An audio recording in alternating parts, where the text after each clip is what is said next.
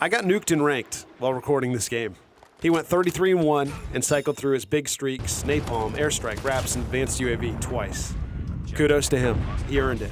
I'd shout him out here if he wasn't in streamer mode. But we still won. Because when the nuke came in, we were already up 132-102. He got his nuke, but in Domination, kills only win if they turn into flags. And by the time the nuke came in, we could win with just one flag. They needed a full map swing, and a nuke by itself didn't pull it off.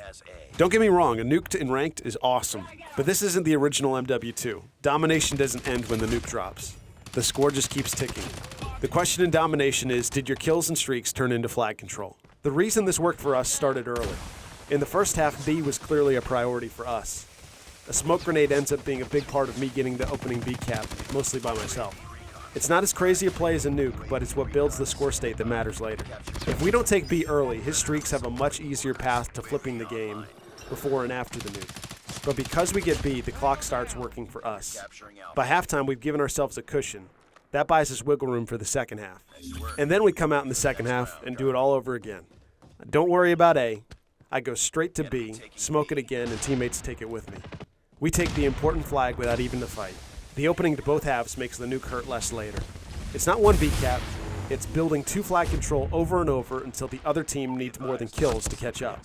By holding two flags, we stretch our lead to over 40 points. That is a ton of scoreboard pressure on them and breathing room for us. Now, none of this means the nuke didn't matter. He put together a well-played defensive game with the growl. I only ran into him twice before he called the nuke, and he got me both times. He got me once in the first half in laundry, and I didn't really think much of it. But once he started calling it streaks, that put his team back into the game late in the first half. He got me with an airstrike and with Raps. Then in the second half, he caught me coming out of a Predator. And then he had an advanced UAV up, Napalm coming in, and Raps cycling through the map. So he got me plenty of times, especially with his streaks. But I didn't see him much around the flags. He ended up with plenty of kills, but those kills didn't turn into flags soon enough. By the time the nuke came in, the game had already reached a really tough score state for them. We were up 132-102.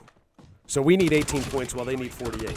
At that point, they don't need just a few more kills. They need a triple cap and a full map swing that stops us from scoring long enough to close that gap. That's a lot to ask when the other team can still win with one flag. So even though the nuke cleared the map, it didn't solve the scoreboard. The nuke was a setback for us, but the flag math was still against them. This is the part that matters if you're on the team getting nuked. Don't just assume the game is over. Check the score, check the flag state, ask what actually wins from here. After the nuke, we spawn back in and get after B. We don't even need B, but we had controlled the map for almost the whole game and did so even after the nuke. And with that B cap, we go on to win. So, he controlled the fights that kept him alive. We controlled enough of the flags to keep the score moving, and that's the difference in Domination.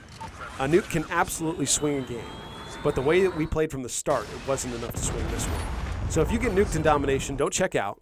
Check the score, check the flags, and keep playing the win condition. If you want to see how to pull off a triple cap comeback, watch this video next.